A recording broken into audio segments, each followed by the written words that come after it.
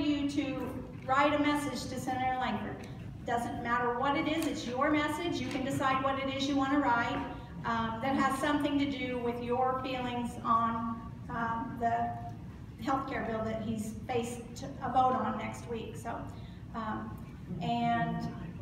the end of the meeting, please leave them on the table and I'll gather them up and take them into his office tomorrow. All of them. The other couple things I wanted to say, I've got some pieces of paper that I also meant to hand out and I forgot, and I'll come around and hand those out to you too. But we're going to be doing a 4th of July social media campaign blitz where we'll be posting healthcare-centered patriotic photos and messages to Facebook, Twitter, Instagram, etc. that tie the message that responsible healthcare is being a good citizen, being a good neighbor, and caring for each other. And we've got a couple of hashtags that we're going to be using for that. So again, I'll be passing that out. Who are you? Oh, I'm sorry. Thank you, Stephanie.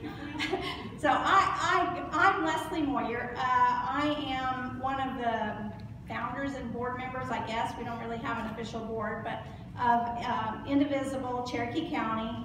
We're a group that we're a bipartisan group that founded to oppose the Trump agenda. That's really our sole purpose. However, like I said, this is a bipartisan effort that we're putting on here tonight, and we brought the doctor in because he gives a bipartisan message and he talks about kind of a lot of the healthcare issues facing us. So, and that's all I'll do right now. I'll be passing the papers out, and Stephanie will come up to introduce our speaker.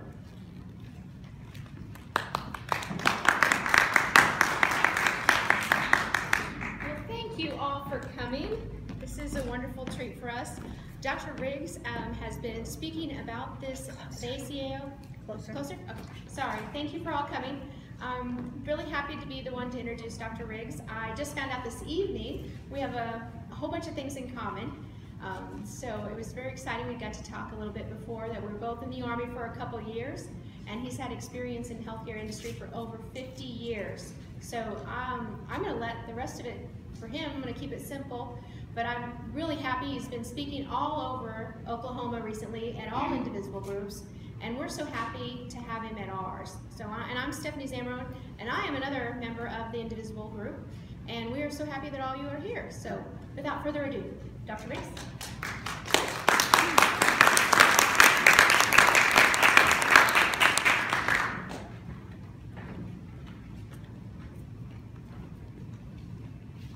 Let's see, can you all see the stage?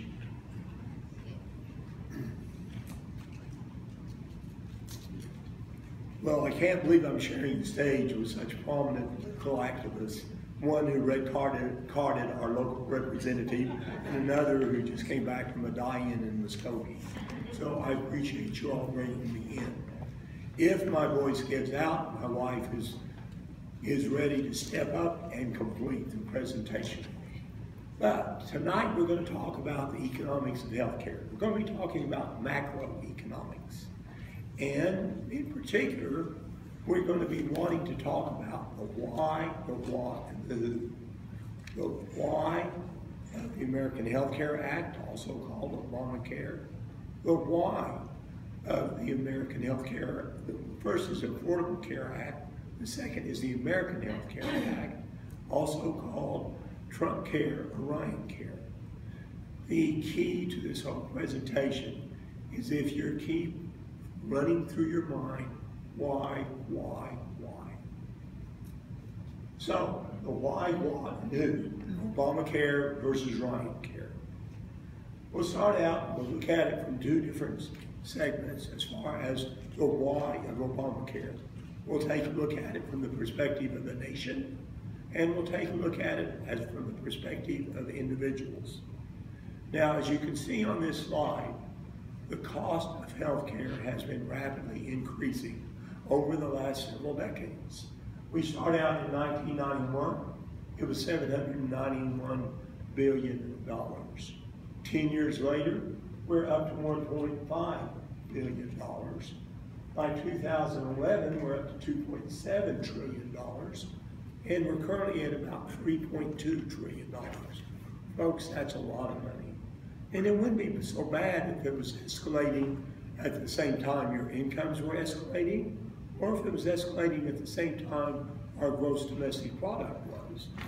But the sad fact is that it has been increasing up to 5 times as fast as our GDP. In other words, if the GDP goes up 1 to 2%, it goes up 3 to 5%.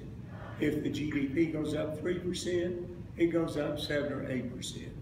Until we can look into the future, and if we go back when Obamacare was first written, we could see that by 2015, it would represent 20% of our economy. By 2020, it was going to represent 25% of our economy, just healthcare. That's bigger than all but 3 nations on earth. Now, we're spending a lot for our healthcare as a nation. It comes down to the far right column, $9,451 per person. At the time of the Affordable Care Act, it was actually $8,500. But look at the comparable countries up here.